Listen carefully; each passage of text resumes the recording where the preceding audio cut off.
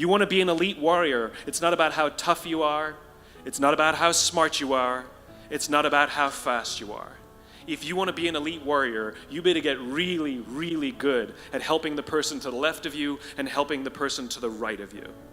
Because that's how people advance in the world. The world is too dangerous and the world is too difficult for you to think that you can do these things alone. If you find your spark, I commend you. Now, who are you going to ask for help, and when are you going to accept help when it's offered? Learn that skill. Learn by practicing helping each other. It'll be the single most valuable thing you ever learn in your entire life. To accept help when it's offered and to ask for it when you know that you can't do it. The amazing thing is, when you learn to ask for help, you'll discover that there are people all around you who've always wanted to help you. They just didn't think you needed it because you kept pretending that you had everything under control. And the minute you say, I don't know what I'm doing, I'm stuck, I'm scared, I don't think I can do this, you will find that lots of people who love you will rush in and take care of you. But that'll only happen if you learn to take care of them first. You got to have 10 minutes for yourself. You don't have 10 minutes for yourself, you don't have a life. What I did is I do this process, and it's 10 minutes, I put some music on, I do this massive change in my breathing, so it radically changes the way I feel, and then I do this 3-step process. First, I do 3 minutes of gratitude, where I think of 3 things I'm really grateful for, and I associate, I don't think of it over there, I feel it. And the reason is, when you're grateful, you can't be worried. You can't be fearful. When you're grateful, you can't be angry. And anger and fear are what screw people up most in their relationships, in their life, in their business. So I wire myself. I was saying to you that most people want to be happy, but their habit is to be worried or pissed off or frustrated or stressed. And so they've got a highway to stress and they got a dirt road to happiness. So I wire myself. I've got a highway to gratitude, which changes all your emotions. And then I do a 3-minute process of kind of a prayer for my family and friends, and then I do a 3-minute process of the top 3 things I want to accomplish. I see it as done, and I feel it. I'm done in 10 minutes. So sometimes I go 20, but my deal is 10, so there's no excuse not to do it. Listen, we've all had times when you snapped at somebody and you felt bad because it wasn't them, it was the state you're in, right? Well, there's no excuse for that. If you prime yourself, you set yourself up. They've done studies where they go to people and they have a man walk up to you and say, could you hold this for me? He hands you a cup of coffee. It's an actor. And then he takes some out of his pocket, then he takes it back and says, thank you. 100 people, they do it with iced coffee. 100 people do it with hot coffee. 45 minutes later, another actor comes by and says, listen, we're doing this little test. For $5, would you read this 3 paragraphs and answer 3 questions? Most people say yes. It's a little story. The questions are about the character. What's the character like? 80% of the people that got iced coffee say the person is cold and mean. Wow. 81% of the people that got hot coffee say the person is warm and gentle or nice.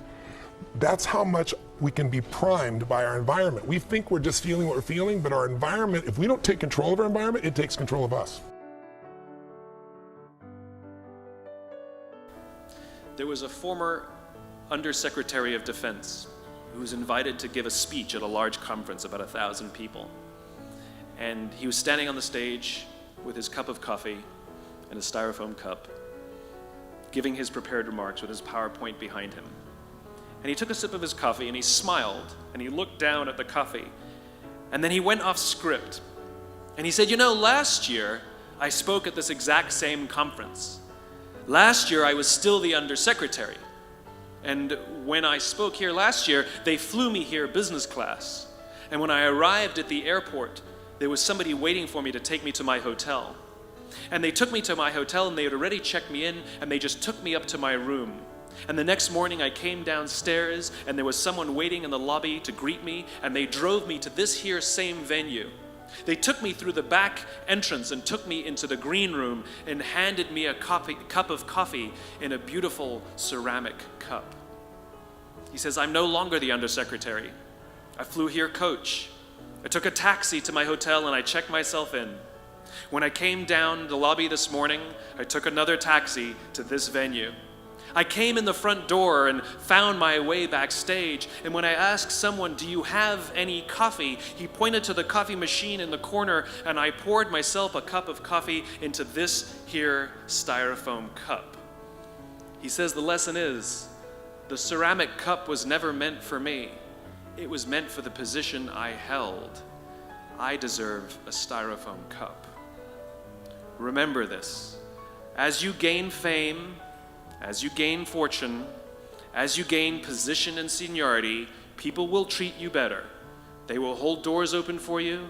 They will get you a cup of tea and coffee without you even asking. They will call you sir and ma'am, and they will give you stuff. None of that stuff is meant for you. That stuff is meant for the position you hold. It is meant for the level that you have achieved of leader or success or whatever you want to call it. But you will always deserve a styrofoam cup. Remember that. Remember that lesson of humility and gratitude. You can accept all the free stuff. You can accept all the perks. Absolutely, you can enjoy them. But just be grateful for them and know that they're not for you. I remember getting off the Acela. I took the Acela from New York to Washington, D.C., and I got off the train like everybody else, and I was walking down the platform like everyone else, and I walked past General Nordy Schwartz, who used to be the Chief of Staff of the United States Air Force, the head of the Air Force. And here I did, you see a guy in a suit schlepping his own suitcase down the platform just like me. And just a couple months ago, he was flying on private jets and he had an entourage and other people carried his luggage. But he no longer held the position, and so now he got to drag his own suitcase. And never did it sort of remind me more that none of us deserve the perks that we get. We all deserve a styrofoam cup. I'm specifically speaking to us and about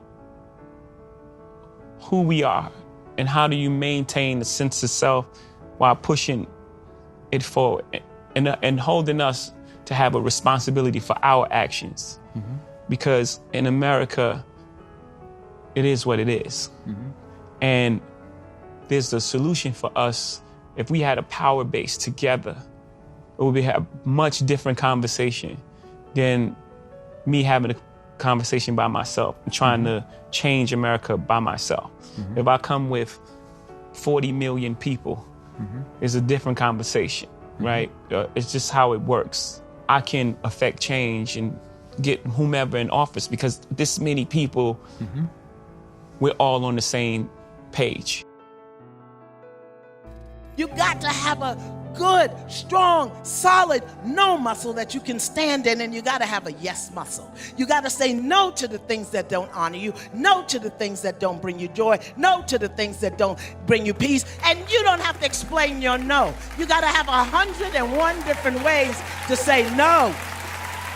You matter, and your no matters, and don't back up on your no. Don't draw your line in the sand, and when somebody crosses it, you back up and draw another line. No, stand on your line. Stand for your no. Every emotion is connected and it comes from somewhere. And just being aware of it. Being aware of it in everyday life puts you at such an advantage. You know, you realize that, you know, if someone's racist toward you, it's not even about you. It ain't about you. It's about their upbringing and what happened to them and how they led them to this point. You know, most bullies bully. It's happened. Oh, you got bullied as a kid, so you're trying to bully me. I understand. Right. And once I understand that, instead of reacting to that with anger, I can provide a softer landing. And maybe, oh man, are you okay? I was just saying, there was a lot of fights in our neighborhood that started with, what you looking at? Why you looking at me? You looking at me? And then you realize, oh, you think I see you. You're in the space where you're hurting and you think I see you, so you don't want me to look at you. And you don't want me to see you in such a vulnerable, you don't want me to see your pain. You know, so you put on this shell of this tough person that's really willing to fight me and possibly kill me because I looked at you. In all that get an understanding. You cannot forgive what you don't understand. Understanding what makes people do what they do, it doesn't excuse them, it doesn't exonerate them, but it is so much easier to cope with a family member when you understand this is an addiction, this is an alcoholic behavior, you are broken in some way. So I can't expect a radio that's broken to play like a radio that's not broken. Once you understand that, you adjust your expectations to deliverables on the level of the person's capacity. Everybody doesn't have the same capacity. And when you expect somebody to love on a gallon level and they are a pint person, you're going to be frustrated the rest of your life.